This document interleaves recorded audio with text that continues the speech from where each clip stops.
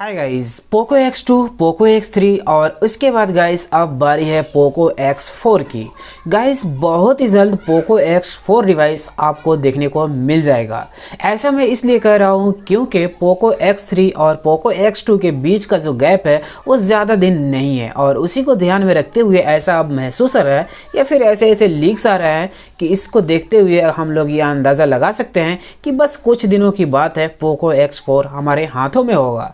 तो आइए आज की इस वीडियो में हम लोग जान लेते हैं कि आखिर पोको X4 डिवाइस में कौन कौन से फीचर्स हमें देखने को मिल जाएगा, क्या क्या इसका स्पेसिफिकेशन होगा और किस तरह का ये डिवाइस होगा। तो जितने भी इन्फॉर्मेशन मैं आपको इस वीडियो में देने वाला हूँ वो कहीं ना कहीं इसका लीक मैं देखता हूँ और इन सभी लीक को मैं एक जगह इकट्ठा करके आपको बताऊँगा और हम लोग देखने की कोशिश करेंगे कि आखिर पोको X4 डिवाइस किस तरह का दिखने वाला है और किस तरह का उसमें स्पेसिफिकेशन होने वाला है। तो चलिए इस वीडियो का स्टार्ट करते हैं और जानते हैं पोको X4 के बारे में।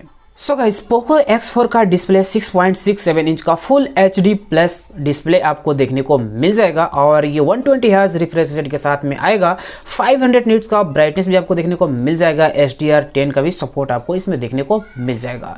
उसके साथ गाइस यहाँ पर कैमरा के बारे में बात करें, पीछे की साइड में आपको 4 कैमरा देखने को मिल जाएगा। 108 मेगापिक्सल का मेन कैमरा होगा। उसके बाद में यहाँ पर 13 मेगापिक्सल का आपको अल्ट्रा वाइड कैमरा देखने को मिल जाएगा और 5 मेगापिक्सल का माइक्रो लेंस और उसके बाद 2 मेगापिक्सल का डेप्थ सेंसर भी आपको देखने को इसमें मिल जाएगा। फ्रंट के बारे में बात करें तो 32 मेगापिक्सल का एक कैमरा देखने को मिलेगा जिससे आप सेल्फी वगैरह ले सकते हैं और वीडियो भी कर सकते हैं। और मैं आपको बता दूं इसके मेन कैमरा से आप 8K वीडियो रिकॉर्डिंग भी कर सकते हैं।